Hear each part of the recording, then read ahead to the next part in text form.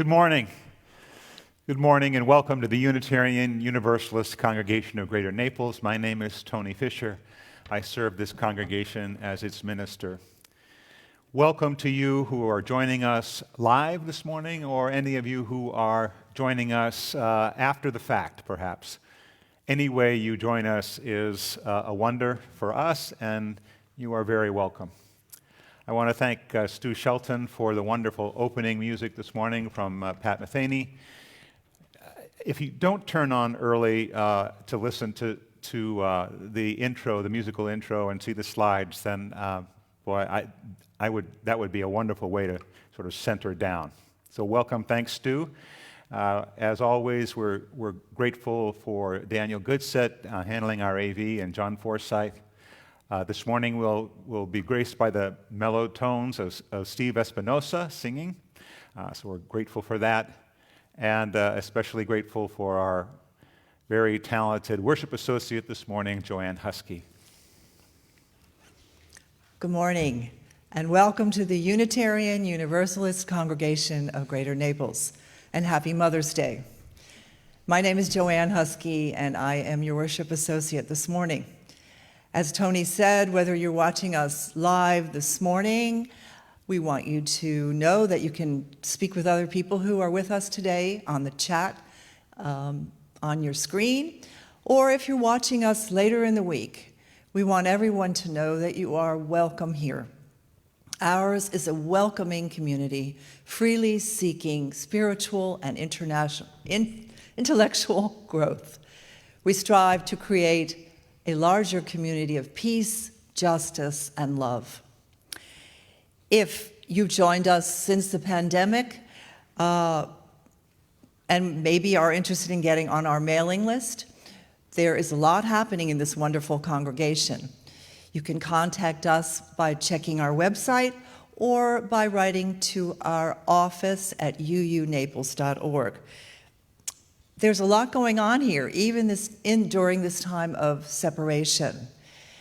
We have opportunities for learning and spiritual development, things that will feed your mind, your body, and your spirit.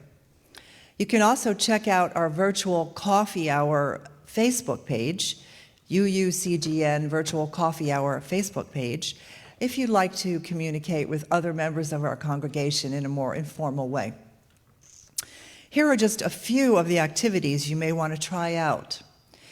This Wednesday evening at 7 p.m., Wonderful Wednesdays will present the second of a three-part series titled Our Living Tradition, the Past, Present, and Future of Unitarian Universalism. This is led by Tony Fisher, and this week the focus will be on women's critical impact on the development of our faith.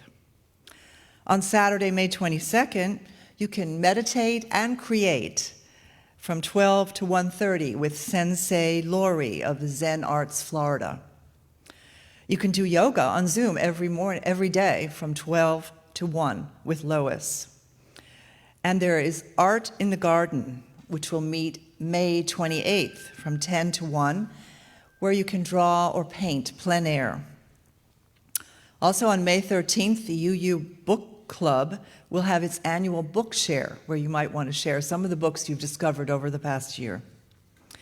Details for these and so many of our other Zoom opportunities at UUCGN are available if you signed up for our weekly or monthly newsletter. So now, please get comfortable, turn off your cell phones or put them away, and let's center into our time of worship with the prelude.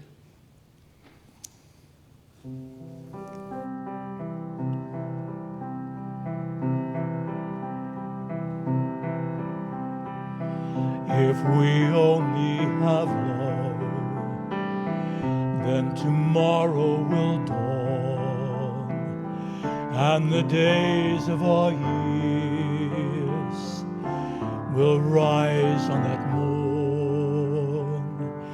If we only have love to embrace without fears, We will kiss with our eyes.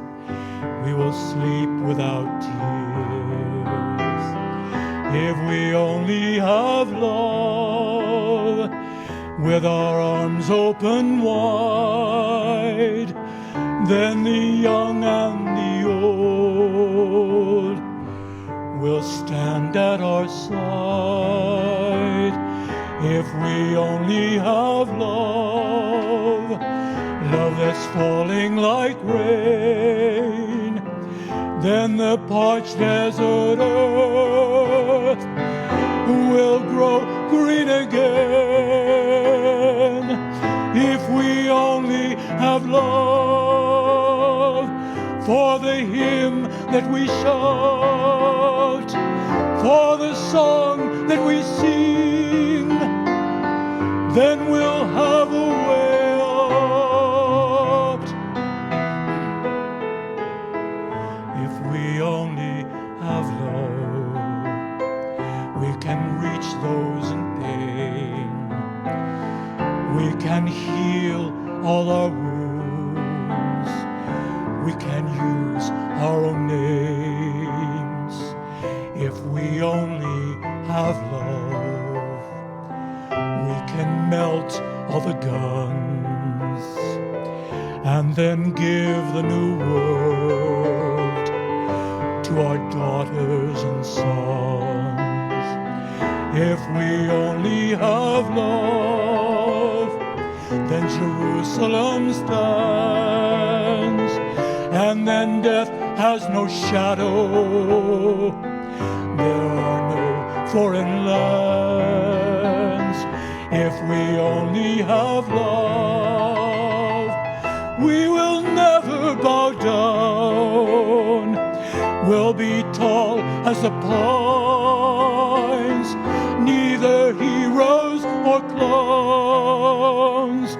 If we only have love, then we'll only be men, and we'll drink from the grail to be born once again.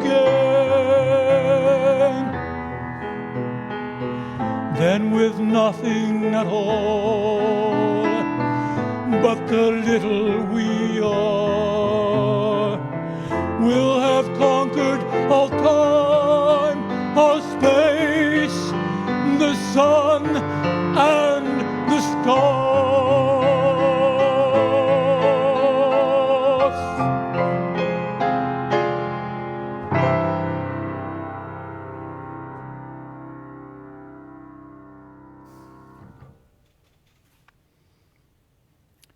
We are not our own, born from the stuff of stars and the lifeblood of generations.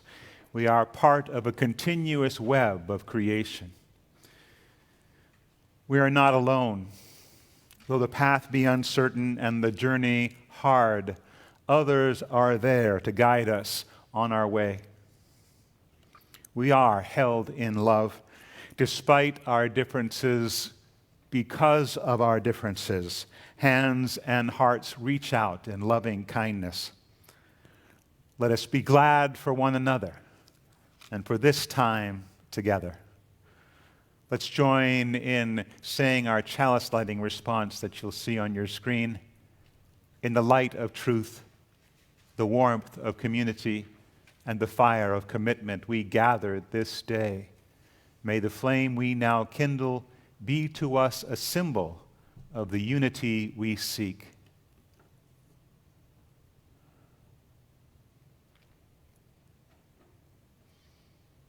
And let's join in singing our opening hymn, Gather the Spirit, by Jim Scott.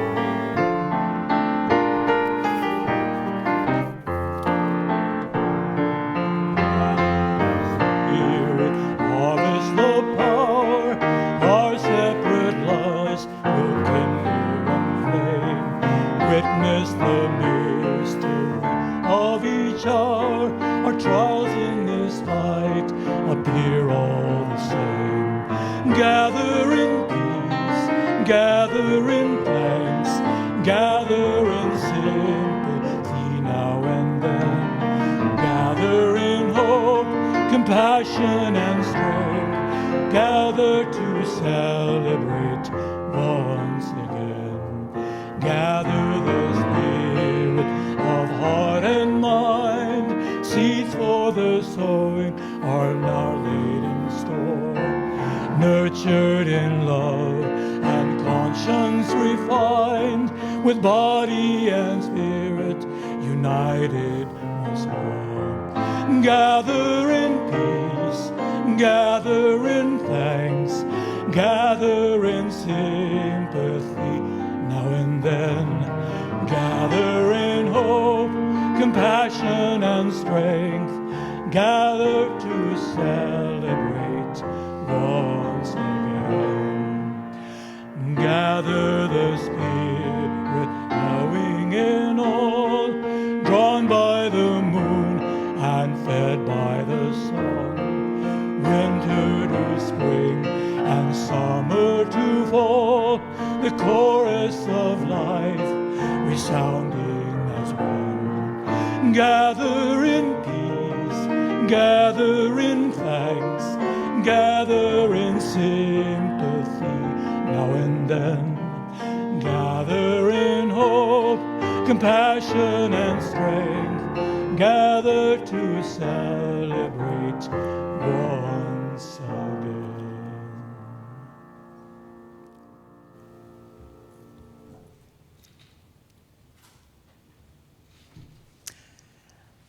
I can remember the overwhelming feeling of responsibility that filled me when I first was handed my new baby in the hospital. Tears were streaming down my face, and I realized that this tiny life, this vulnerable human being, was dependent on me. The utter love that accompanies that moment and the sense of protectiveness one feels is one of the most profound feelings in life. While it takes many forms along the way, that love and protectiveness lasts a lifetime. It ranges from solving the ups and downs of childhood, adolescence, and even adulthood, healing the small hurts, allaying the fears, answering the endless questions, to delicious moments of sharing insights about life and history, poetry, music, science, literature, games, and love. It allows for moments of silliness and play, exploring, and endless conversations.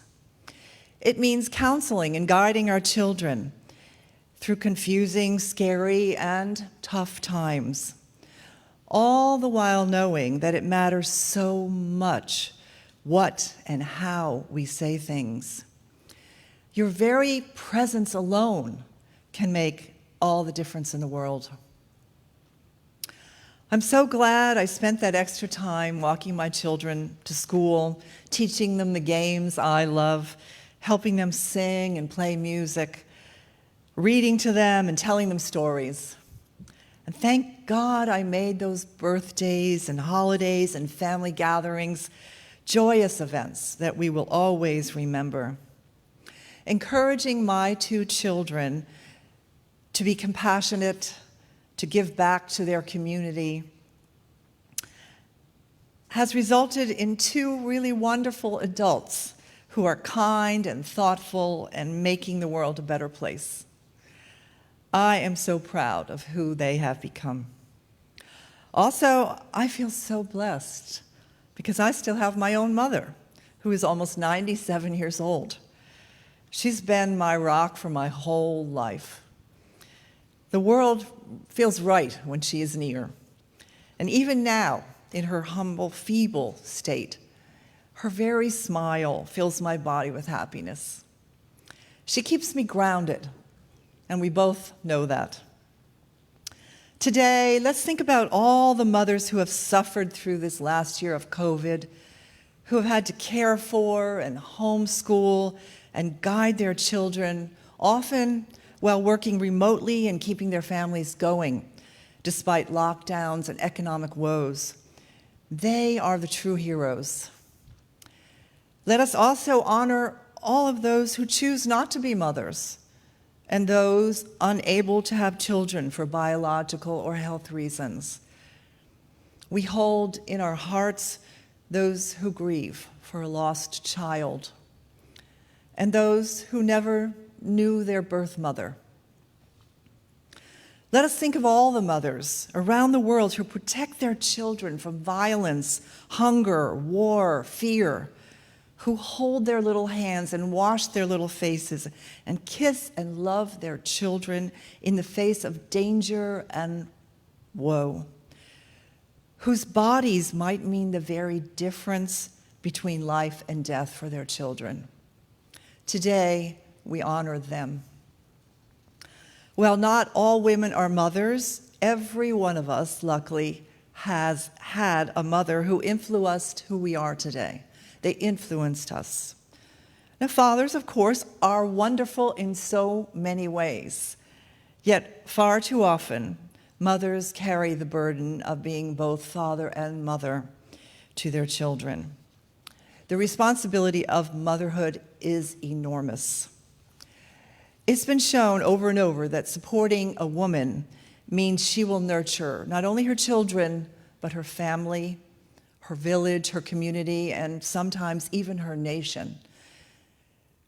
So, today, we thank and we honor all the mothers in the world for their sacrifices, their love, their strength, their perseverance, their presence. We're indebted to them. Truly, the world would be a much sadder, much less stable place without our mothers. Let's join together in singing our centering hymn, How Could Anyone, by Libby Roderick.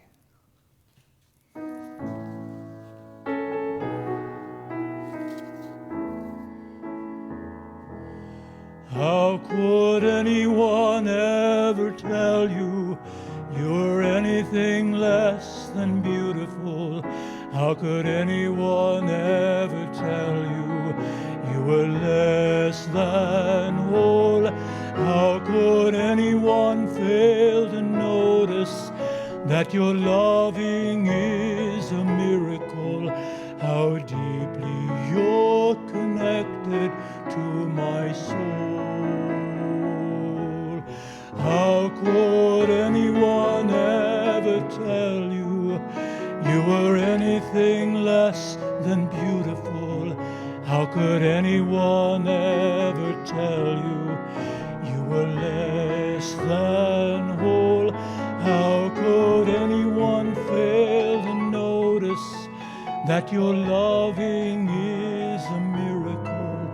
How deeply you're connected to my soul.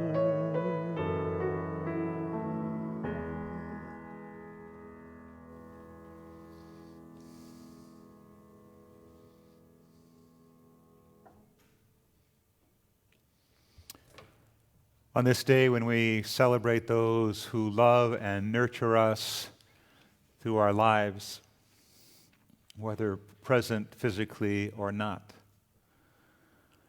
I wonder if you have somebody you're thinking about who'd you like to name. If so, let's hold a space for that. Please, wherever you are, whoever you are with, speak a name.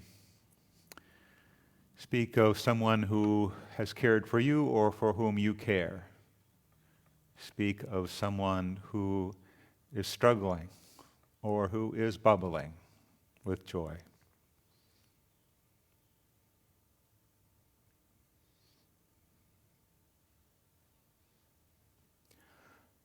Honoring both you and those you have named, we gather in community, grateful when we can to share our joys and sorrows. If you have someone that you would like named during this time of the service, please send me an email anytime before Saturday evening, if you can, so that I can share it with the congregation and include it in our regular caring corner that goes out weekly to the congregation. As always on this day, we are grateful for those who stand on the front lines of healthcare still, who do the work that must be done to help us through this difficult time. Thank you so much for what you do. And we grieve the loss of so many still who are dying from a difficult disease.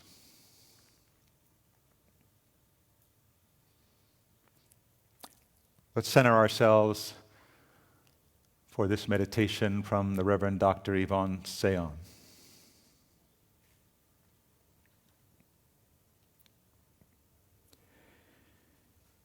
Each of us comes from a different place, yet all we are one.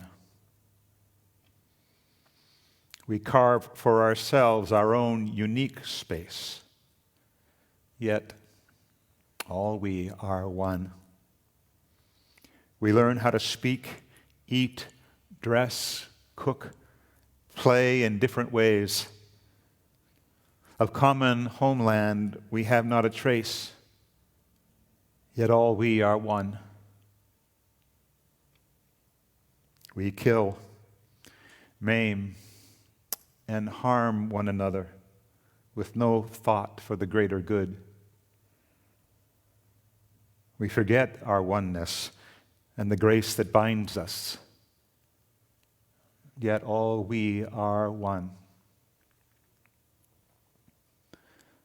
On a mountain in East Africa, near Olduvai Gorge, our common mother, Eve, says that we come from one human race, and all we are one. Let's share some silence together.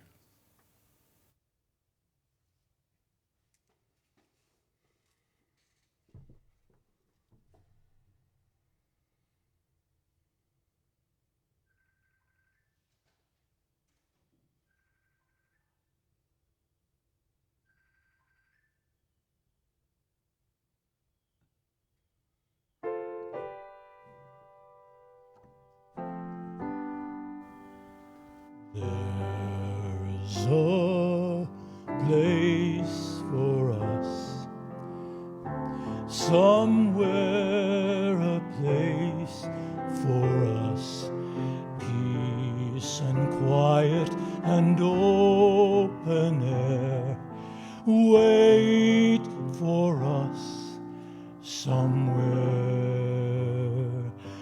There's a time for us, someday a time for us, time together with time to spare, time to learn, time to care.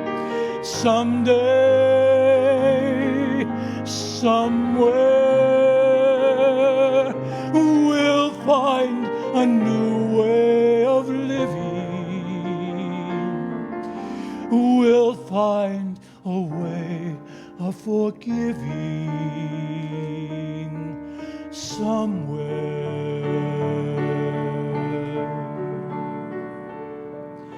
There's a place for us, a time and place for us. Hold my hand and we're halfway there. Hold my hand and I'll take you there. Somehow, someday, somewhere.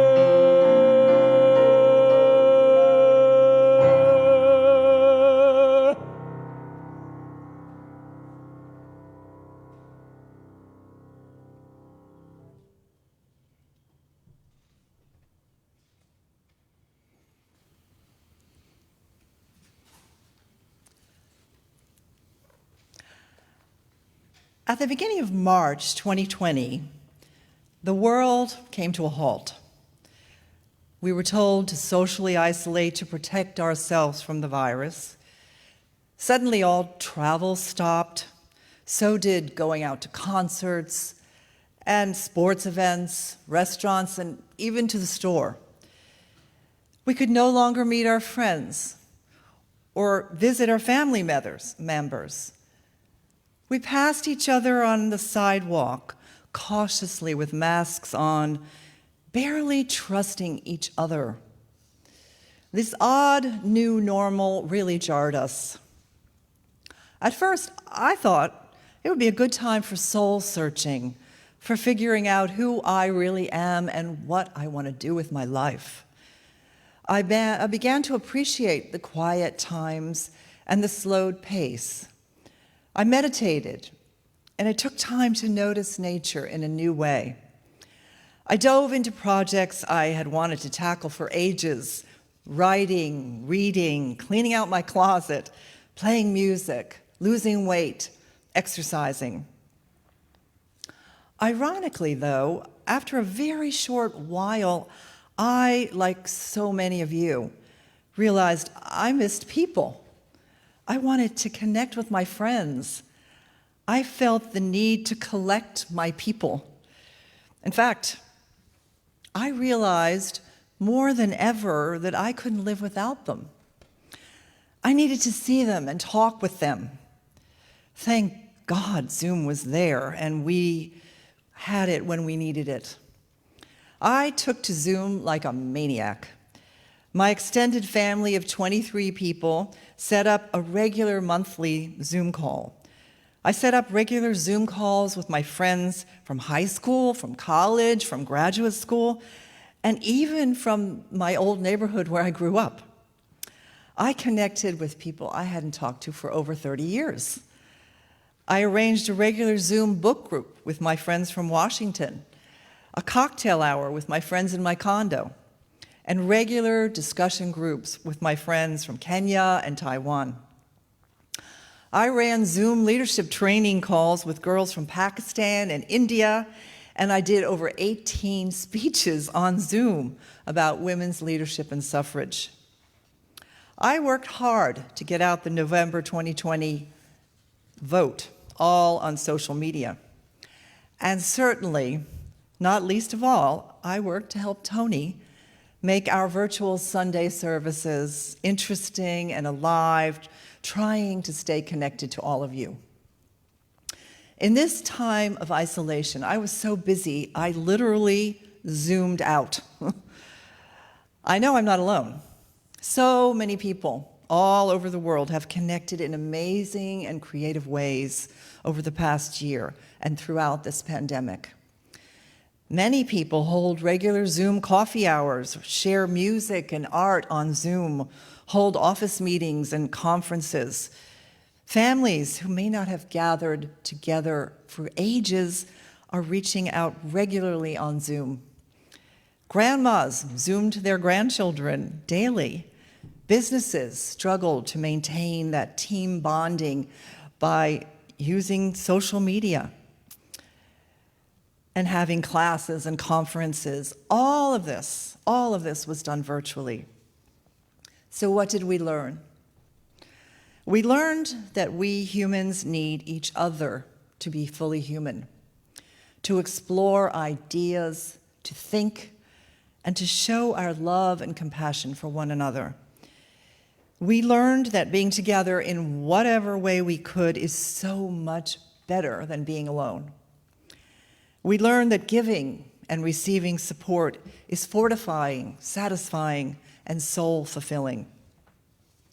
Very soon, our world will open up and we will again be meeting each other in person, looking into each other's eyes, fist bumping, and gradually, maybe even hugging each other. This Mother's Day, sons will see their mothers for the first time in over a year. Mothers will hug their daughters. We will come together again in a renewed spirit, knowing that connecting makes us feel whole.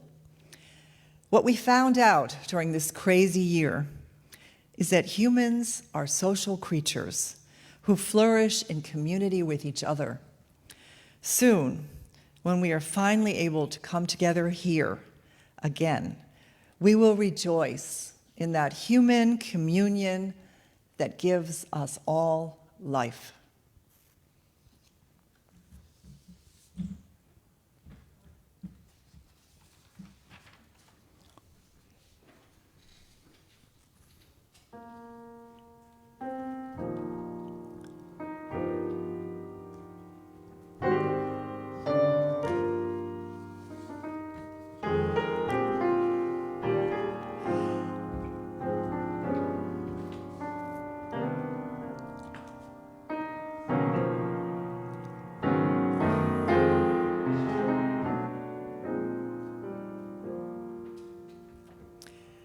Now is the time for us to express our gratitude for this congregation, for its work, its vision, and all the ways in which it nourishes all of our lives, for the way it's kept us together during this pandemic, for its good and generous people, for the beauty and sanctuary of our memorial garden, and for our outreach into the wider community.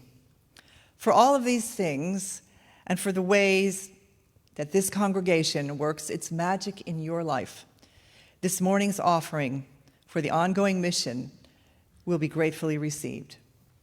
Please consider mailing your contribution in today. You can find our address and lots more about this congregation at www.uunaples.org. Thank you.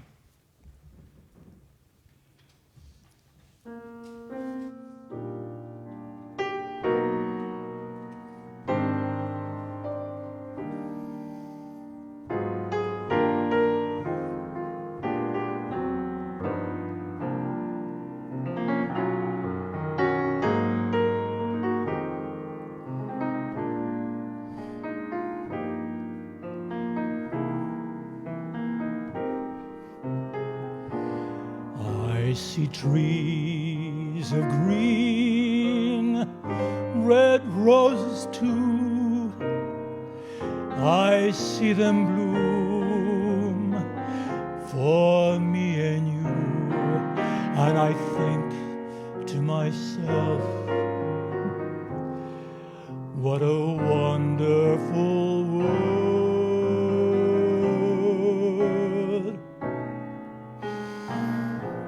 I see skies of blue and clouds of white, the bright blessed day and the dark sacred night. And I think to myself, what a wonderful world.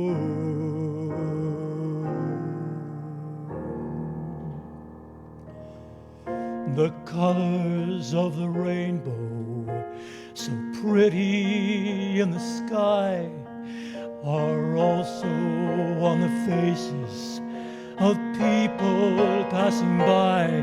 I see friends shaking hands, saying, how do you do? They're really saying, I love you. I hear babies cry, I watch them grow. They'll learn much more than I'll ever know. And I think to myself, what a wonderful world.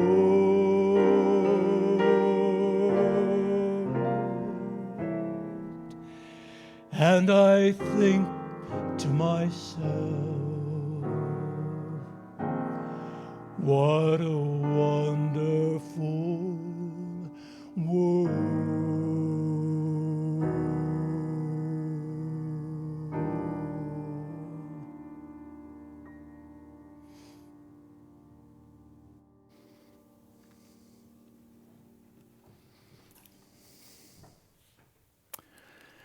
Thank you, Steve. That's beautiful. Last week I talked about taking the time to stop, and in the words of the great theologian Howard Thurman, seek with full intensity a fresh sense of order in our living, our center, our soul. I realized after the fact that there was this wonderful story I could have told, and so I will tell it just to bring us sort of into this moment and so that we can move forward with this thought. Martin Buber tells the story of the great Hasidic Rabbi Zusia of Hanipol. On his deathbed, Zusia began to cry uncontrollably, and his students and disciples tried very hard to comfort him. They asked him, Rabbi, why do you weep? You are almost as wise as Moses. You are almost as hospitable as Abraham, and surely heaven will judge you favorably. Zusia answered them, it's true. When I go to heaven, I won't worry so much if God asks me, Zusia, why were you not more like Abraham? Or Zusia, why were you not more like Moses? I know I would be able to answer those questions. After all, I was not given the righteousness of Abraham or the faith of Moses, but I tried to be both hospitable and thoughtful. But what will I say? What will I say when God asks me, Zusia, why were you not more like Zusia?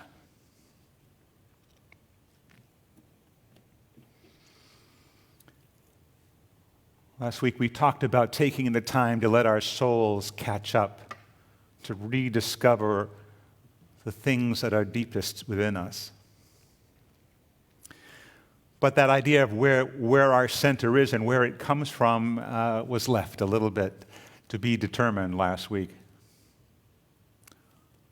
The great sort of debate about nature and nurture continues. Are we born with something innate, inherent in our being that is there and guides us? Or are we all the product of nurture? I know that each of my sons arrived on this planet with a piece of their personality definitely in place.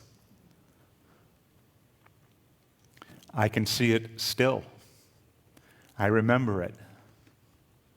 It makes me smile. But I also know that there is so much more that gets added. The wonderful poet Mary Oliver talks about how we learn, how we create soul.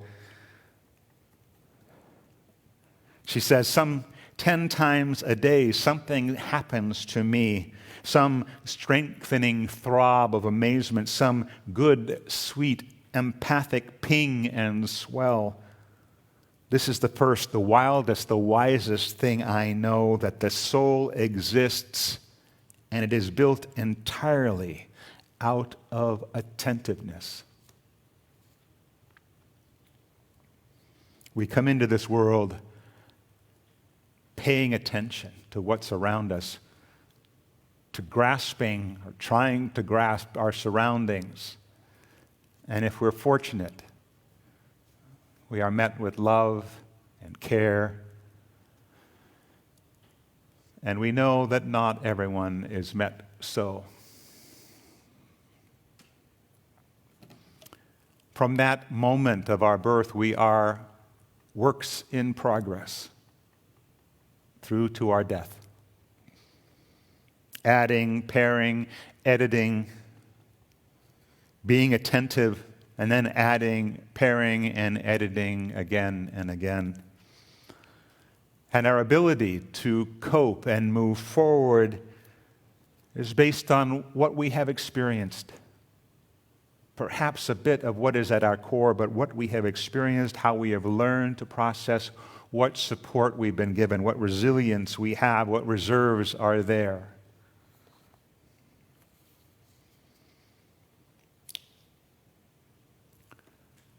throughout our lives, we have opportunities to take one road or another, as we talked about last week, and sometimes we regret the road not taken. And sometimes we even get stuck at the crossroads.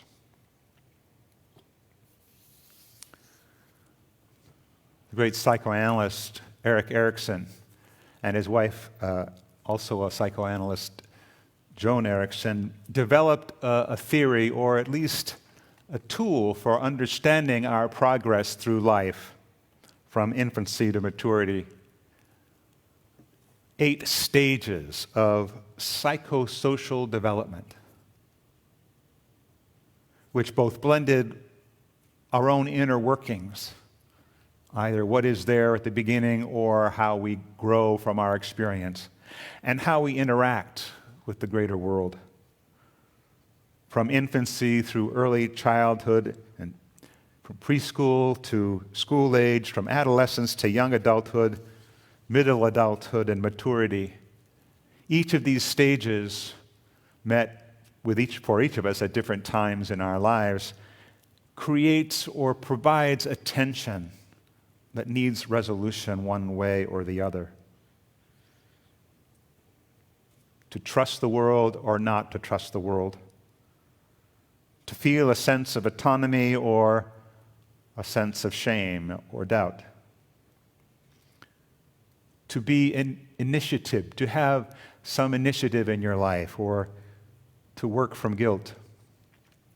Industry versus inferiority, identity versus role confusion, intimacy versus isolation, generativity versus stagnation.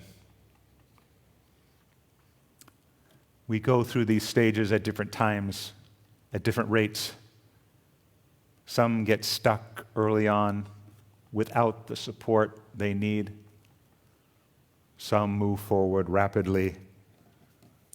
I have known young people that I've worked with in congregations who are wise beyond their years, and some who will never grow up.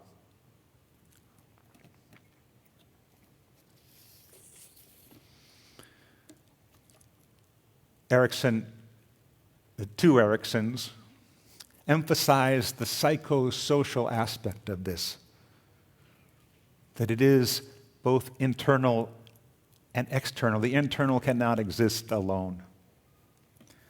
I have a very strong recollection of a lecture given at Divinity School. It's actually a lecture on liberation theology.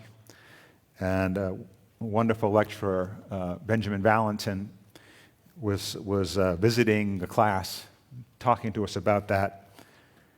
And in his introduction, he talked about being human. And I was so struck by what he said, I went and asked him if he could share his notes with me because it was so powerful. Valentin said that we may be born into the world as individual entities, but we are social creatures. We are constituted as human only in relation to others, to community, to society, to the world around us. We need others, not just to survive and grow, but to become human in the first place. We need others to have consciousness, to have intelligence, even to experience freedom. We develop and are shaped as persons only by our interactions with others. We need each other to know love. And the reality is that we can be fulfilled as humans only in loving relation to and in compassion with others. Such a powerful statement. But we know too that this interaction, this relationship, can be both positive and negative, right from the get-go. If we are blessed with parents who care, who nurture, or not. And as with love, if every step along the way we are met with difficulty, with resistance, with a sense of a lack, met with a lack of sense of dignity. How do our lives move? How do we learn to cope and live in that world?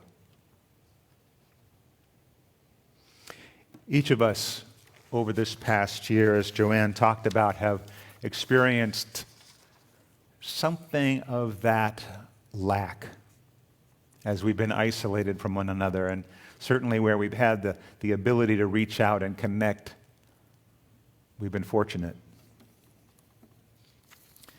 But we've also been through so much more than isolation and separation. We've been through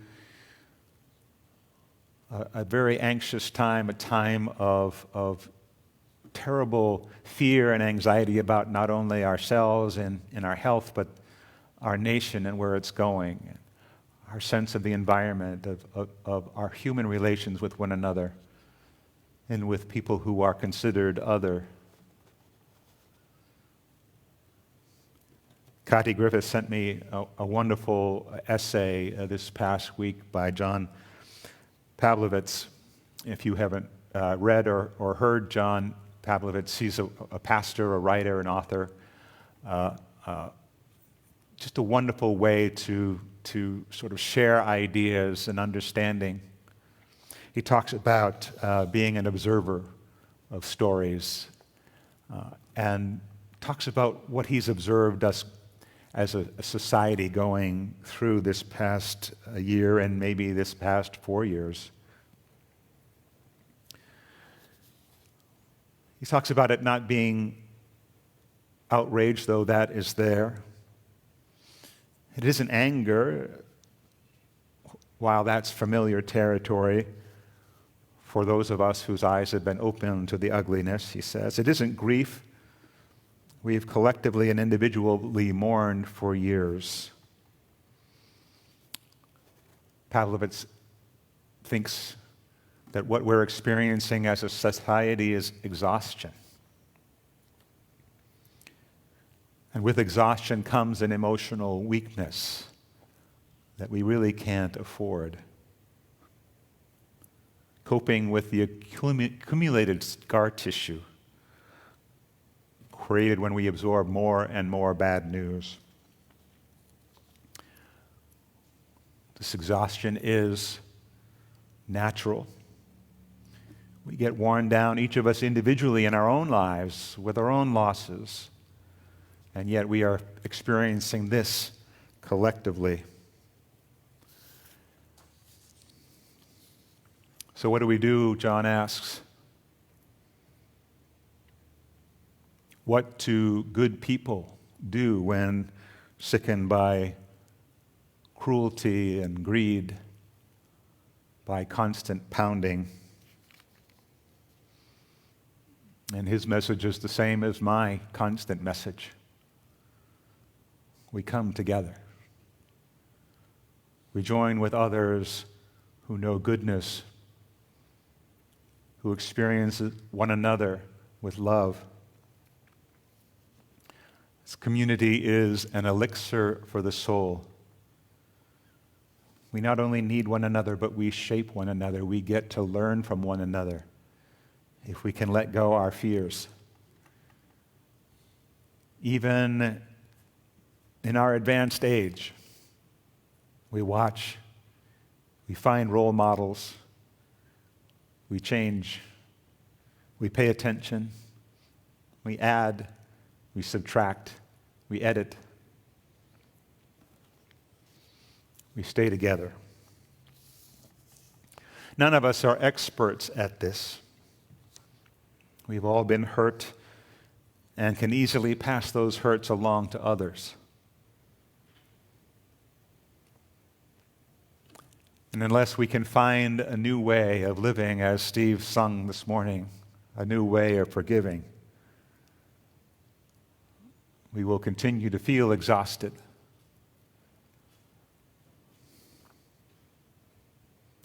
We need one another. We are shaped by one another. And this year of isolation, we have felt lost and exhausted.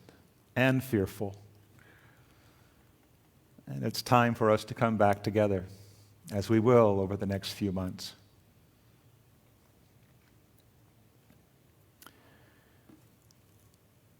There's a wonderful meditation or prayer in our hymnal by George Odell.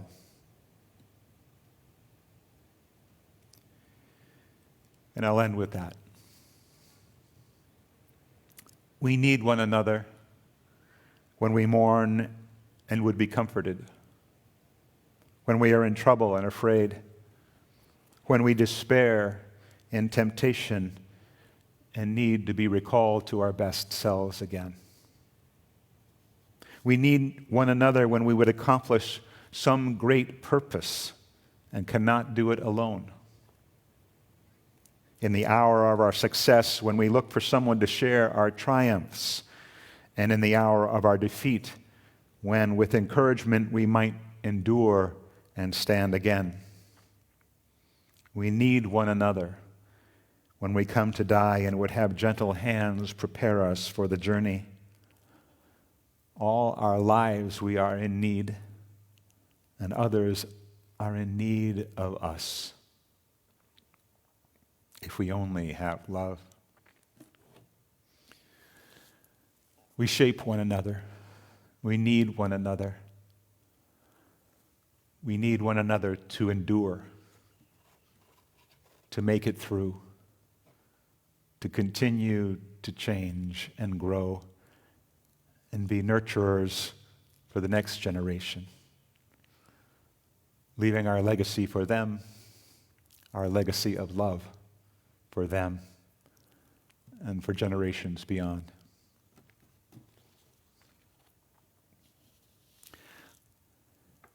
Our closing hymn today is "We Are Not Our Own" by Brian Wren. This was recorded some time ago, Steve and I, in Stu's studio. I hope you'll sing along, or at least begin to learn the melody. We'll be singing it more when we come together.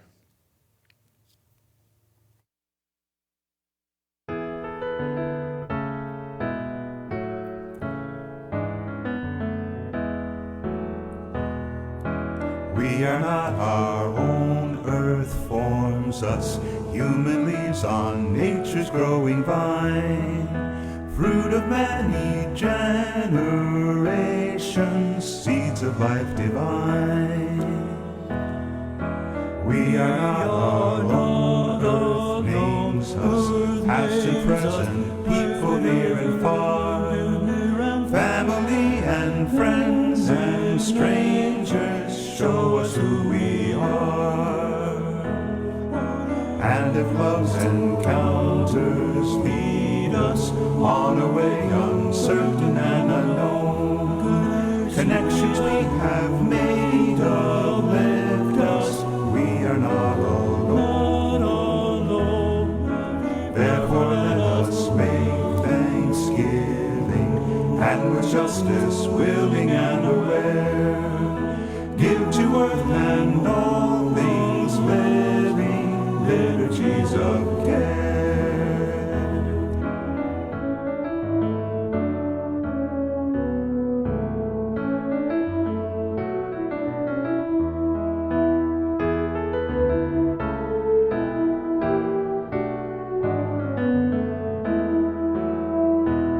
So let us be a house of welcome, living stone, upholding living stone, gladly showing all our neighbors we are not our own.